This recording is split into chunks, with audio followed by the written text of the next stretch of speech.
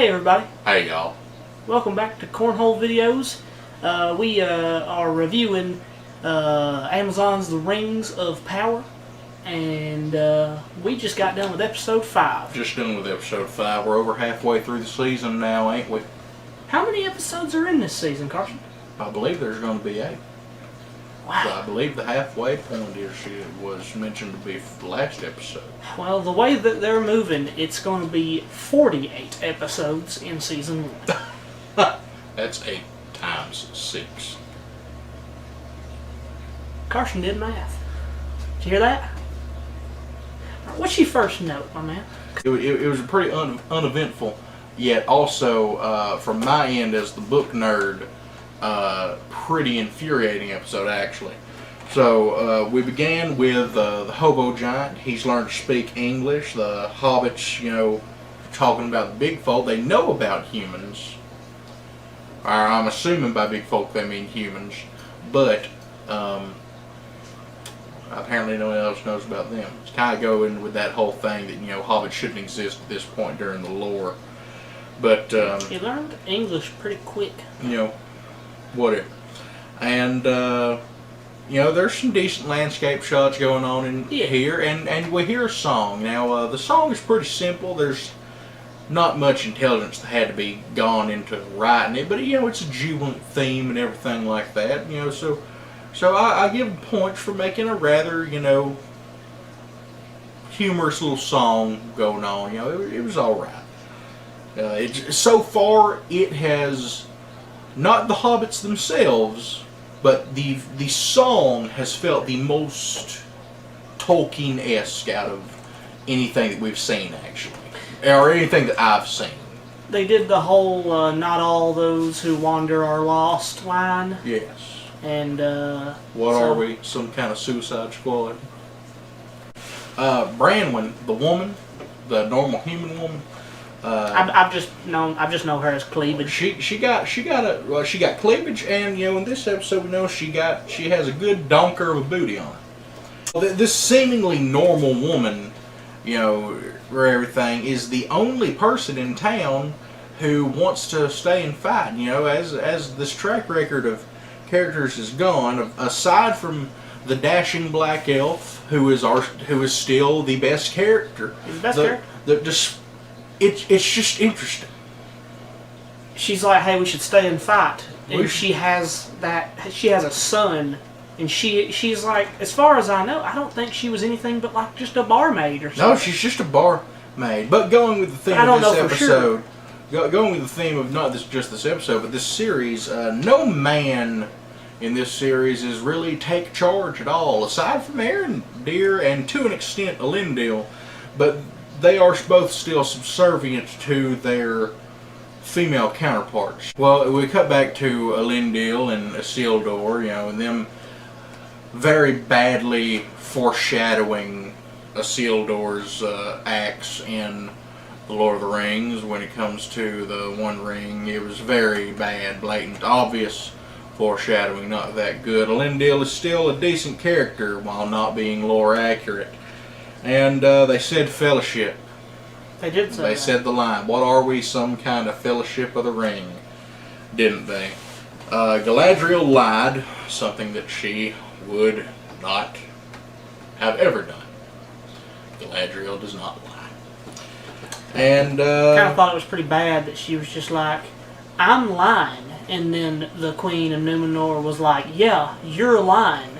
And then Halbrand was like, why did you lie? That's awful. And then the Queen was like, hey Halbrand, I'm gonna still trust her. And, for all intents and purposes in this thing, now, I think that Halbrand might have some nefarious intentions. But I do like Halbrand. The characters do not know of such intentions that I think he might have. So, he clearly does not want to have any part of Galadriel's scheme, and Galadriel is, for all intents and purposes, manipulating all the stuff around him to basically make him join in her She's scheme. pretty much manipulating Numenor into going to war, which maybe they should, maybe they shouldn't. I don't know if it's for her to say. It's for Numenor to say. Next one right there. We see a training scene with the Numenorian youth who have no sense of actual fencing prowess. First of all, they're practicing with metal, and from what we see in the practicing, it seems like they're practicing with metal sharp swords, which is dumb. Numenorians are built different, is what this show tells us. Built different, or just built stupid. We have our allotted strong woman action scene where Galadriel comes in and says, "Your men need to learn how to fight better." There's also women who fight with all these men, and frankly, sorry ladies, but in Tolkien's lore, women warriors weren't exactly a thing. There's a chick named Eowyn who's in Return of the King who is noted for being a female warrior who does something incredible, and she's noted to be, odd amongst her people because she is actually a female warrior. Love Eowyn. And she's a really good character, and frankly, just treating it as normal that there's women warriors is actually kind of a disservice to her character. It's almost like there's gender roles throughout medieval history that The Lord of the Rings is based on. But Galadriel naturally whoops all the people. She picks up 2 swords. She does crazy reverse grip ignorance. She flips around like a ballerina, really exemplifying just how uncharacteristically short they've had her be. Morford Clark, and her one face is quite short. So the ugly child comes back and he's scared because everyone is staying at the fort to hold it off. Not everyone, actually. There's a lot of people who have gone off to join Satan and the orcs. But the ugly child is scared. Really, it's unfortunate to say that he's ugly. It's not really that he's ugly, it's so much that his haircut is ugly. They really gave him an unfortunate haircut. They couldn't commit to short hair or a long mane, and frankly, either one of them would be better than this weird, dusty bowl cut he's got. But regardless, he's scared, and the dashing black elf Arondir tries to comfort him. He tells him that he's had 200 years to learn to be brave, which means that he is a slow learner. The evil elf sends the orcs off to the fort, and frankly, he has way more than we've seen. We've seen the orc camp, and it looked to have like at most maybe 30 orcs there, and he's got hundreds. They come out the woodworks. Yes, he's just got a whole mess of them. He blows the assemble horn, and they just come out. They come out of every nook and cranny. Cut to homosexual dwarf elf tension with Durin and Elrond. That's funny. We got Elrond talking with Durin, and Durin talking with the rest of the elves, and Durin steals a table in what is one of the few actually humorous scenes that we see in this show. I was laughing. It was good. It was actually a good scene. I think it's funny, and it's really in line with what I think dwarves would do, what I think Durin would do. He would steal that table. I would steal that table. But then Elrond looks at him, and he says, I got something to tell you, and the dwarf basically, what he's basically saying is, cut it, give it to me straight, but he says, give me the meat and give it to me raw.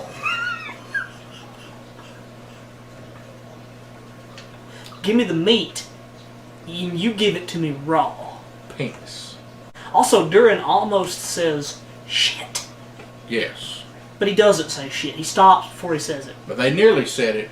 Curse words, the way that we think of them, would not be in Tolkien's world. We get truly to the most blasphemous part, where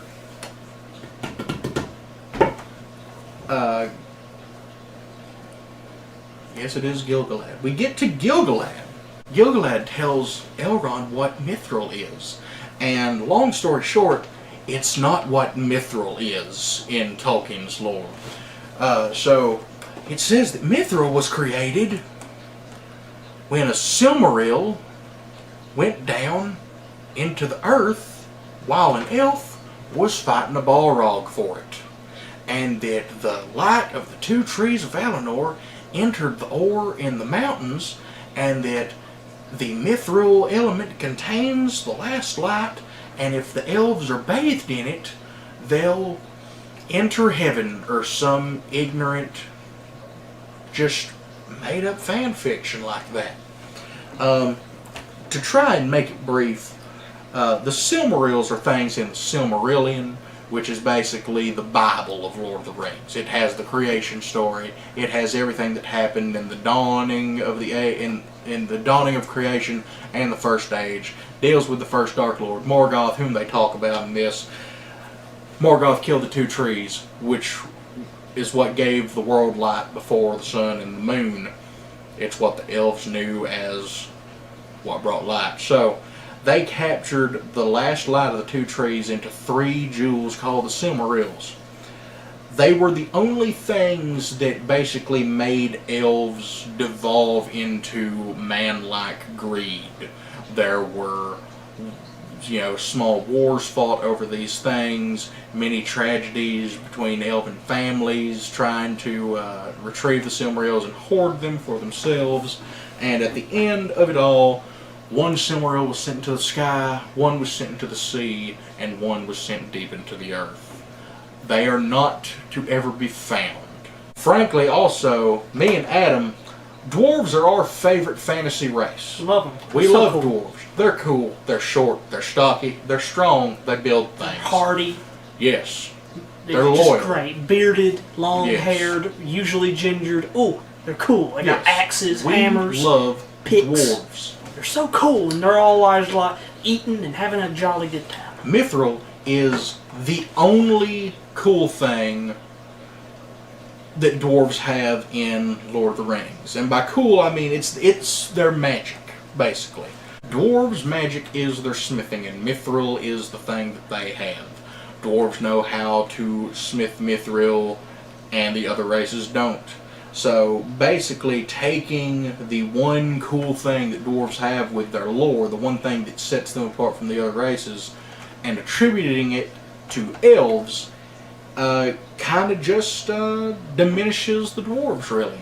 At the end, as the final notes say, the Queen of Numenor steps out in her bad scale armor. It's really bad. It's not good looking. It's just scale printed fabric. And she steps out to join Galadriel, and they're going off to fight nothing again. They don't know what they're fighting. Yes. Yeah. Galadriel thinks they're going to fight Sauron, but he has not shown up. He's not shown up. Halbrand's armor looked cool to me, really cool. And also, I have noticed something in this series. Every now and then there are spots where I see them. But it seems like this series is afraid of shields. Nobody has one. Galadriel doesn't have a really cool silver kite shield or anything that she would look awesome with. If they're going full warrior woman, give her a shield and have her cool sword, and then just go full out with it. Because they're gonna do it anyway. A few Numenorian guards have shields. Otherwise, we've just not seen shields. Halbrand should have a cool shield. Give him like a heater shield or something, or maybe like a circular bronze shield or something. Something cool, unique to Halbrand. I like Halbrand. So what I would have to say in my closing thoughts is that this episode, especially lore-wise, it was boring, but it was offensive to me as someone with book knowledge. So I am going to actually give this, I'm going to put this right on the same par as 4 and 2, and I'm going to put it at a 2 Rings of Power out of 10. Yeah, 2 Rings of Power out of 10. The actor's playing Adar pretty good, but he's not really that scary. Orcs in this show are not really that scary to me, because they're stupid. That kid's got a bad haircut. Galadriel, what's with that face? And why are there no shields? Quit women. Shield. Dwarves need more loving.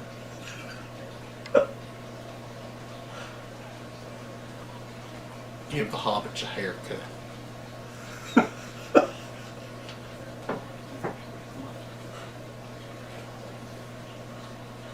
Tell that kid to quit slouching.